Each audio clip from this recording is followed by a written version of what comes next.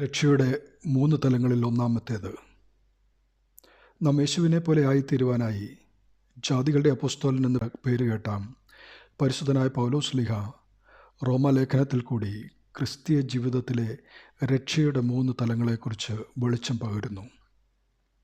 ആ 3 തലങ്ങളിൽ ഒന്നാമത്തേത് നീതീകരണം, രണ്ടാമത്തേത് വിശുദ്ധീകരണം, മൂന്നാമത്തേത് തേജസ്കരണം. ഇവയിൽ ഒന്നാമത്തേതും മൂന്നാമത്തേതും ദൈവത്തിൻ്റെ ദാനമാണ്. എന്നാൽ രണ്ടാമത്തേത് നാം ജീവിതം കൊണ്ട് ആർജിക്കേണ്ടതും. വിശുദ്ധ വേദപുസ്തകം പഠിപ്പിക്കുന്ന ഈ രക്ഷാസിദ്ധാന്തത്തെ സോതീരിയോളജി എന്ന് വിളിക്കുന്നു. ഇതൊരു ഗ്രീക്ക് പദമാണ്.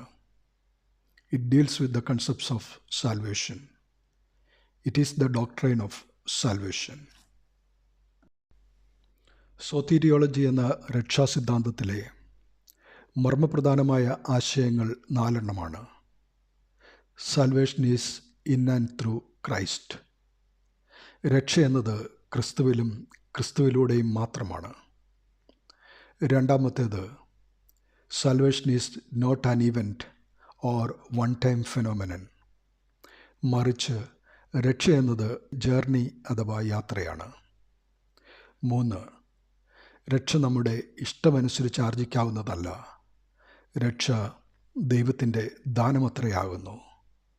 It is a free gift of God. നാലാമത്തേത്, വിശുദ്ധ വേദപുസ്തകത്തെ അടിസ്ഥാനമാക്കിയുള്ള 3 തലങ്ങളുള്ള അഥവാ 3 സ്റ്റേജുകളുള്ള രക്ഷാ സിദ്ധാന്തമാണ്. ഞാൻ രക്ഷിക്കപ്പെട്ടു, ഞാൻ രക്ഷിക്കപ്പെട്ടുകൊണ്ടേയിരിക്കുന്നു, ഞാൻ രക്ഷിക്കപ്പെടും. ദൈവനാമം മഹത്വപ്പെടട്ടെ. ആമേൻ.